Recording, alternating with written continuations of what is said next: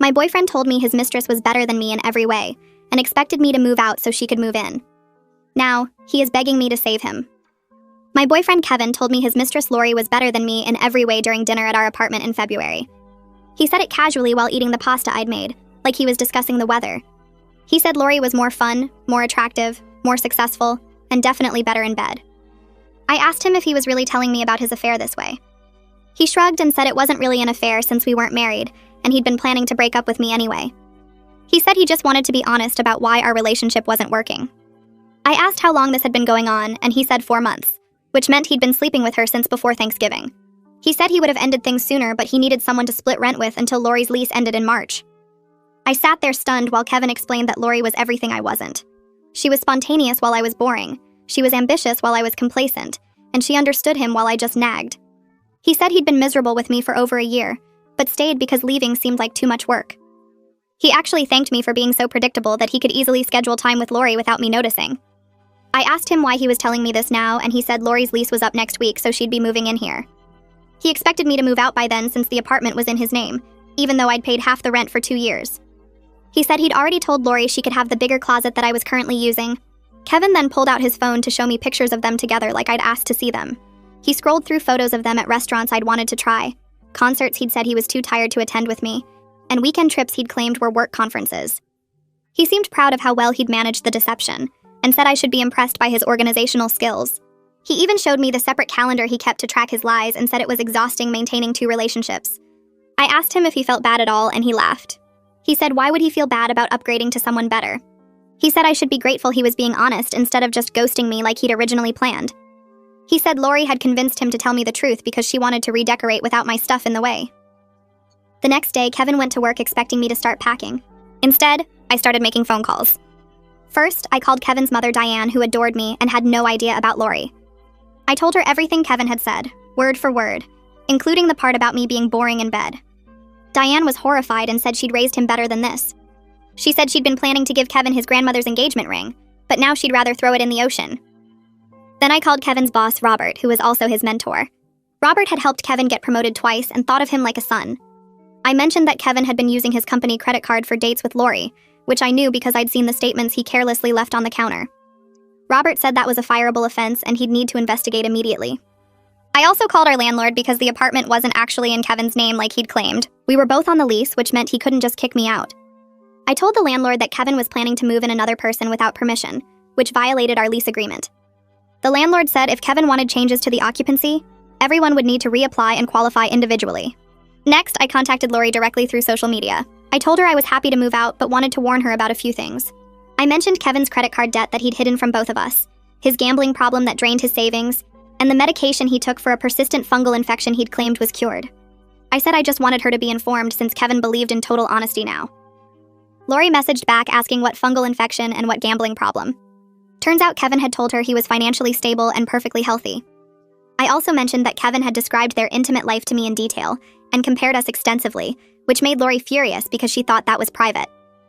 By evening, Kevin's life was unraveling. His mother called him screaming about disrespecting women and said he was no longer welcome at Easter dinner. His boss called him into an emergency meeting about misuse of company funds. The landlord called saying there had been a complaint about unauthorized occupants. And Lori called him crying, saying she couldn't believe he'd shared intimate details about her with his ex. Kevin came home panicking and asked what I'd done. I told Kevin exactly what I did.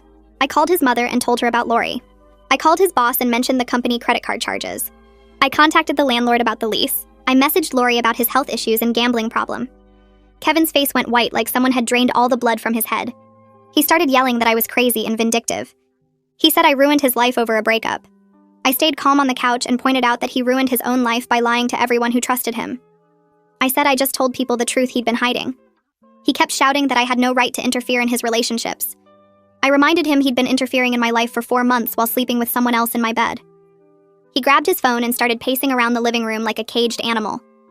Kevin called Lori first. The phone rang and rang before going to voicemail. He tried again. Voicemail. He left a message saying they needed to talk and that I was spreading lies about him.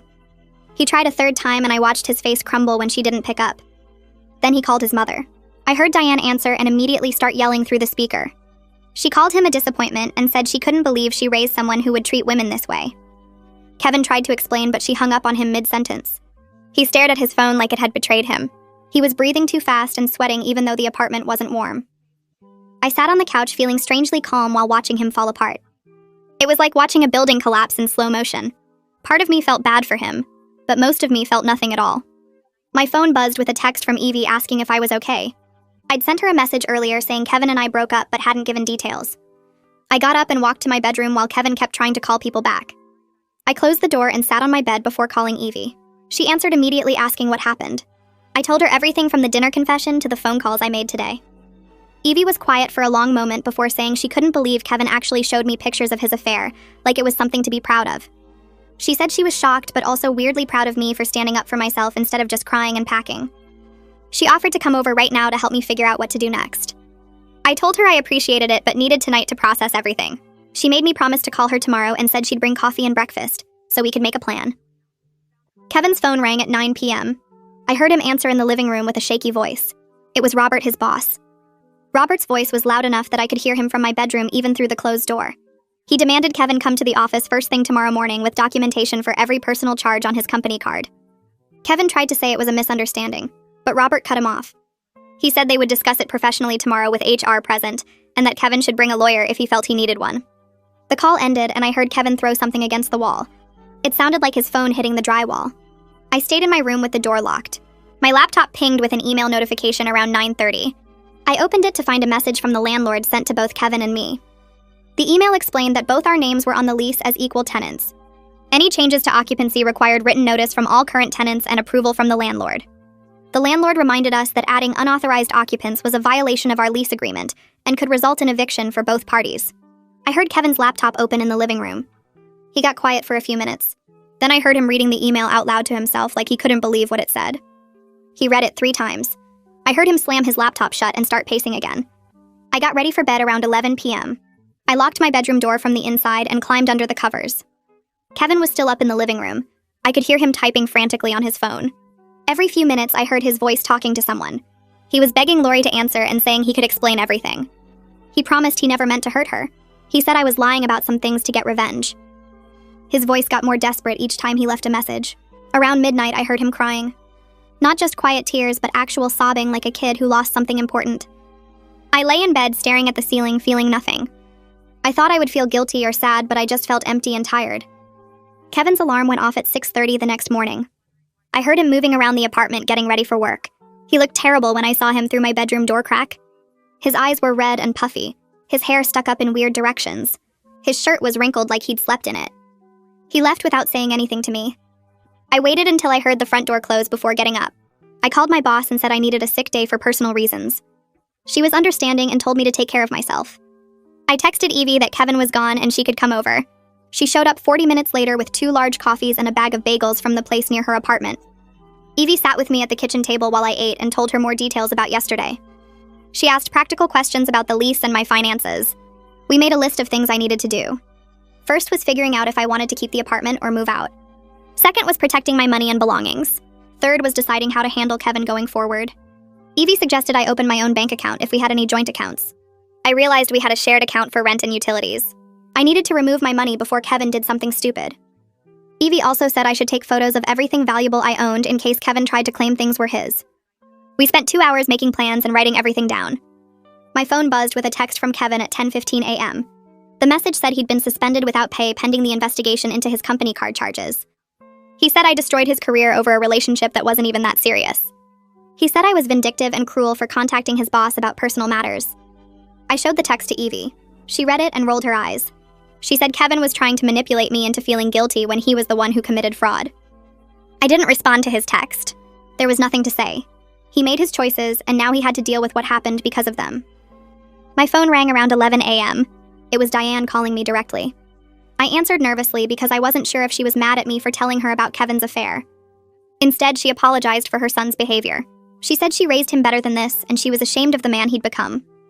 She offered me her guest room if I needed somewhere to stay while figuring out the apartment situation. She said she wanted to remove me from Kevin's mess and give me space to think clearly. Her kindness broke something inside me. I started crying for the first time since this whole thing started. Not because I was sad about Kevin, but because someone actually cared about how I was doing.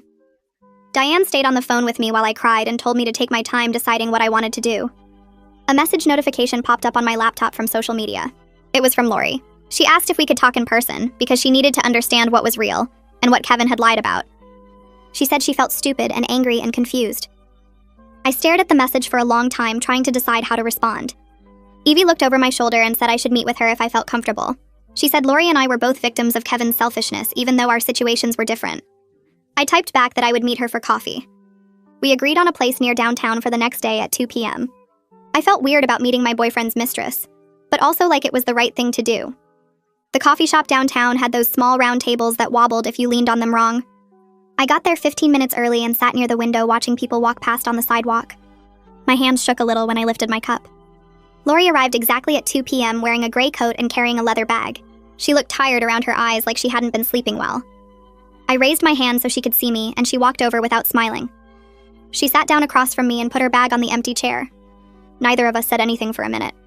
She ordered coffee from the waiter who came by, and then she looked at me directly.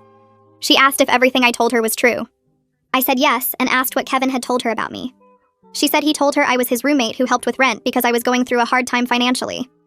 She said he told her we used to date years ago, but stayed friends because the breakup was mutual and drama-free. She said he claimed I knew about her and was happy he found someone.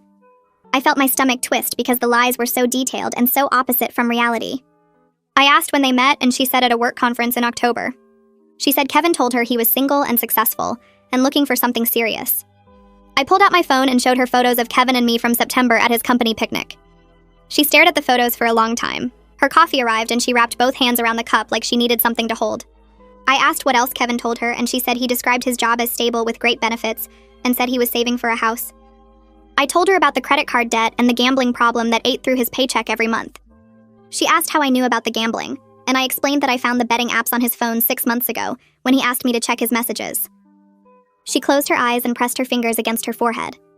She said Kevin told her he owned the apartment outright and was thinking about buying a second property as an investment. I explained we were both on the lease and splitting rent 50-50 for 2 years. She asked why he would lie about something so easy to check. I said I'd been asking myself the same question about a lot of things. We compared more details and realized Kevin told each of us completely different versions of his life. She thought he worked late most evenings building his career, while I thought he had a gambling problem that kept him out. She thought he was financially responsible while I knew about the hidden debts. She thought their relationship was private and special, while he was describing it to me in graphic detail. Lori started crying quietly, and I handed her napkins from the dispenser on the table. She said she felt stupid for believing everything without questioning it. She said she should have noticed the signs, but Kevin was so confident and specific with his stories. I told her that confident liars are the hardest ones to catch because they don't act guilty. She asked why I told her the truth, and I said she deserved to make informed choices about her life. I said I wasn't trying to hurt her, but I also wasn't going to let Kevin keep lying to both of us. She wiped her eyes and said she understood, even though it was painful to hear. She asked if I hated her, and I said no. I said we were both victims of the same person's selfishness, even if our situations were different. She nodded and drank some of her coffee. We sat there for another 20 minutes talking about smaller details and filling in gaps in the timeline. She paid for her coffee and I paid for mine. We walked out together and stood on the sidewalk for a minute. She said she needed time to think about everything. I said I understood and that she could message me if she had more questions. She thanked me for being honest, even though it wrecked her version of reality. We went separate directions, and I walked back to my car feeling heavy and strange. Kevin came home that evening around 6:30 and found me in the bedroom putting clothes into boxes. He stood in the doorway looking relieved and said he was glad I was finally being reasonable about moving out. I kept folding shirts without looking at him. He asked when I'd be gone, and I said I wasn't leaving. He asked what I was doing then, and I explained I was moving my valuable things to Diane's house for safekeeping while we figured out the apartment situation properly and legally. His face changed from relieved to confused to angry in about 3 seconds. He asked why I was involving his mother, and I said she offered to help me. He started yelling that I had no right to turn his family against him. I closed the box I was packing and taped it shut. He followed me to the living room, still yelling about how I was destroying his life on purpose. I stacked the box near the door with 2 others I'd already packed. He grabbed my arm to make me look at him, and I pulled away. He started crying suddenly, with his face crumpling like a little kid.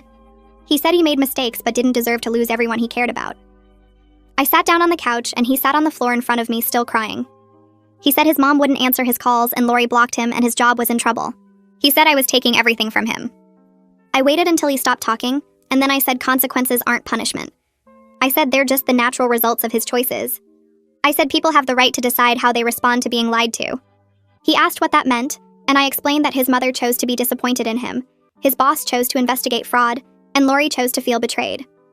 I said I didn't make those choices for them. He said I told them things specifically to hurt him. I said I told them the truth, and they decided what to do with that information. He put his head in his hands and kept crying. I got up and went back to the bedroom to pack more things. He stayed in the living room, and I could hear him calling someone, probably trying Lori again. Over the next week, Kevin tried different approaches to fix his situation. On Tuesday, he apologized through my bedroom door, saying he was sorry for everything and wanted to work things out.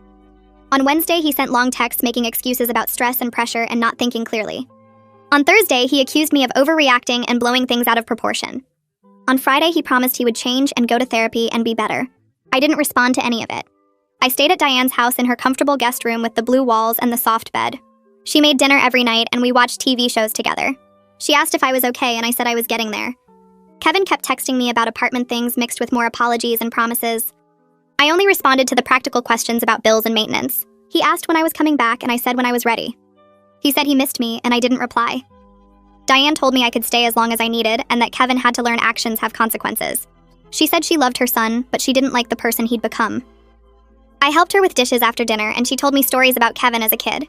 She said he used to be kind and thoughtful before something changed in his 20s. I didn't know what to say to that, so I just listened. My coworker Juliet noticed I seemed distracted at work the following Monday. She asked if everything was okay during our break, and I said it was complicated. She suggested lunch, and I agreed. We went to the sandwich place across the street and sat in a booth near the back. She asked what was going on, and I told her the whole story from the beginning. I explained about Kevin's affair and his plan to move Lori in and his lies to everyone. I told her about the phone calls I made and how everything fell apart for him in one evening. She listened without interrupting, and her eyes got wider as I talked. When I finished, she said that was the most dramatic thing she'd heard in years.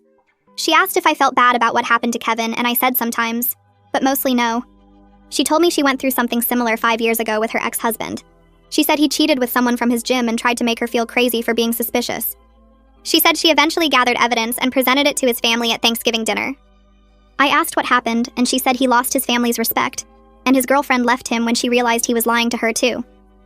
She said it took her a while to stop feeling guilty about exposing him. She said eventually she realized she just told the truth, and people made their own choices about how to respond. I said that was exactly how I felt. She said the guilt would probably come and go for a while, but I should remember I didn't create the situation. She said Kevin did that himself. We finished lunch and went back to work. I felt less alone knowing someone else understood these complicated feelings about revenge and justice. Kevin's company sent him an email on Tuesday morning. He forwarded it to me with a message saying this was my fault. The email said they were terminating his employment effective immediately after their investigation revealed over $3,000 in unauthorized personal charges over 4 months. I read it twice, and then I read his message calling me vindictive and cruel. I stared at my phone for a long time, deciding whether to respond. Finally, I typed back that his choices created these consequences, and I was done being his scapegoat. I said he used company money for personal expenses, and that was fraud regardless of why it got discovered. I said he lied to his boss who trusted him, and that broke their professional relationship. I said none of that was my fault. I blocked his number after sending it because I was tired of his attempts to make me responsible for his problems. The landlord emailed both of us on Wednesday afternoon. The email said we needed to resolve the lease situation since we clearly couldn't continue as roommates. It outlined our options, including one person buying out the other, or both of us leaving so new tenants could take over. Kevin replied within an hour, asking if I would agree to let Lori take over my half of the lease. I actually laughed out loud when I read it. I replied to the landlord saying I was declining that option and planned to stay in the apartment. I said Kevin was welcome to find someone else to take over his portion, or he could move out, and I would find a new roommate. The landlord replied saying that was acceptable and Kevin would need to make arrangements. Kevin sent me an angry message asking why I was being difficult. I didn't respond. Lori messaged me on Thursday night. She said she was ending things with Kevin completely after learning about his employment termination. She said finding out about the financial instability he hid from her was the final piece of information she needed. She said she deserved better than someone who treats people as interchangeable and disposable. She thanked me for being honest with her even though it was painful to learn the truth. She said she hoped I found happiness and peace after everything. I thanked her for the message and wished her the same. I felt relieved that she saw Kevin clearly now and made her own choice to walk away. Kevin finally accepted that he needed to be the one to move out. He started looking at cheaper apartments he could afford on unemployment. Diane called me on Saturday to say Kevin asked her for help with a deposit on a studio apartment across town. She said she agreed to help him one last time, but made it clear this was the final financial assistance he would get from her. She said he needed to prove through his actions that he'd changed his behavior and his attitude. She said she hoped losing everything would teach him to value people and tell the truth. I thanked her for everything she'd done for me. She said I was always welcome in her home and she considered me family regardless of what happened with Kevin. That made me cry again, but this time it felt different from before. I felt like something in me had shifted from broken to angry, which gave me more energy than sadness ever could. The landlord scheduled a mediation meeting for the following Tuesday at a conference room in the building's management office. Kevin and I sat on opposite sides of a long table with the mediator between us, a woman named Carol who reviewed our lease agreement and the situation we'd both described in separate emails. She explained that since we were both on the lease with equal rights, neither of us could force the other out, but we could arrange a voluntary transfer if both parties agreed. Kevin stared at the table while Carol talked, his jaw tight and his hands clenched in his lap. I told Carol I wanted to stay in the apartment and would be willing to take over Kevin's portion of the lease if the landlord approved. Kevin finally spoke up and said he couldn't afford to keep paying rent without a job anyway, so he'd sign whatever was needed to get out. Carol produced the transfer documents and explained each section while Kevin sat there looking smaller than I'd ever seen him. He signed every page without reading them, his signature getting messier as he went through the stack. When Carol asked if he understood he was giving up all rights to the apartment, he just nodded and pushed the papers back across the table. The whole meeting took less than 30 minutes, and when it was done, the apartment was legally mine alone. Kevin stood up to leave and looked at me like he wanted to say something, but I gathered my copies of the documents and walked out first. I heard him tell Carol he'd be out by the weekend, and I kept walking without looking back. Kevin moved his stuff out on Saturday morning while I stayed at Diane's house to avoid another confrontation. He texted me when he was done, just a short message saying his key was on the kitchen counter. I drove back to the apartment that afternoon and walked through rooms that felt both familiar and completely different without his presence filling the space. His furniture was gone from the living room, leaving empty spots on the carpet where his couch and TV stand had been. The bathroom only had my toiletries on the counter, and the bedroom closet was half empty where his clothes used to hang. I stood in the middle of the living room and realized I could do whatever I wanted with this space now. Evie came over Sunday morning with painting supplies and a playlist of angry breakup songs. We moved all my furniture to the center of the rooms and covered everything with drop cloths. The walls had been this pale beige color that Kevin picked when we first moved in, and I'd always hated how boring it looked. Evie helped me paint the living room a warm gray blue that reminded me of early morning sky. We worked for hours, covering the old color with fresh paint, and laughing about how bad we were at cutting clean edges along the ceiling. Diane showed up around noon with sandwiches and a small bookshelf she said she didn't need anymore. She stayed to help with the second coat and told stories about redecorating her own house after Kevin's father left, how changing her space helped her feel like herself again. By evening, the living room looked completely different, the new color making everything feel calmer and more like mine. Evie helped me rearrange the furniture using pieces Diane brought to fill the empty spots, and we ordered pizza to celebrate finishing the first room. I fell asleep that night in my apartment that was finally just mine, exhausted but feeling more settled than I had in weeks. A month passed with me getting used to living alone and actually enjoying the quiet. I established new routines, bought groceries I wanted instead of things Kevin liked, and started sleeping better without his presence in the bed next to me.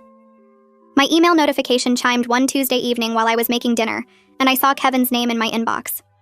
I almost deleted it without reading, but something made me open it instead. The message was longer than I expected and completely different from his previous angry texts. He wrote that he'd been doing a lot of thinking since everything fell apart, and he realized how cruel and selfish he'd been during our relationship, and especially during the breakup. He said losing his job forced him to look at his spending habits and his tendency to blame other people for his own choices. He said Lori breaking up with him made him understand how it felt to be on the receiving end of someone's dishonesty. He said his mother refusing to speak to him for 2 weeks showed him how much damage his behavior caused to people who cared about him. He wrote that he'd started seeing a therapist to figure out why he treated people like they were disposable, and he was beginning to understand patterns in his behavior he'd never noticed before. He said he didn't expect me to forgive him or respond to this email, but he wanted me to know he was genuinely sorry for everything he put me through. He said I deserved better than how he treated me, and he hoped I was doing well. I read the email 3 times, looking for signs of manipulation or attempts to get something from me. It seemed genuine, and part of me appreciated that he was finally taking responsibility for his actions. But I also realized I didn't need his apology to move forward with my life. I'd already processed what happened and built something new for myself. I closed the email without responding and went back to cooking dinner, feeling nothing but mild satisfaction that he was facing his issues honestly. 3 months after everything exploded, I was sitting at my kitchen table on a Saturday morning drinking coffee and reading news on my phone.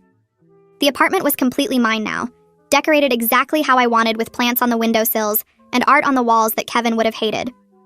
My boss had offered me a promotion the previous week, a step up with better pay and more responsibility that I'd been working toward for over a year. I'd been casually seeing someone I met through a friend, a guy named Gabriel who actually listened when I talked and made plans he kept instead of canceling last minute. Nothing serious yet, but he treated me with basic respect and consideration that felt amazing after what I'd been through with Kevin. Evie came over that afternoon to help me hang new curtains in the bedroom, and while we worked, she joked that revenge looked good on me. I laughed and told her it wasn't really about revenge anymore. What changed everything was finally learning to value myself enough to walk away from someone who didn't appreciate me. That confidence shifted how I moved through the world, how I handled situations at work, how I approached new relationships, and how I made decisions about my own life. I wasn't the same person who sat at that dinner table in February listening to Kevin compare me to his mistress. I'd become someone who knew what I deserved and wouldn't settle for less. The apartment, the promotion, the new relationship, all of it came from that fundamental shift in how I saw myself. Evie said that was the best kind of ending, and I agreed while we hung the last curtain panel and stepped back to admire how the room looked bathed in afternoon light, filtering through the new fabric.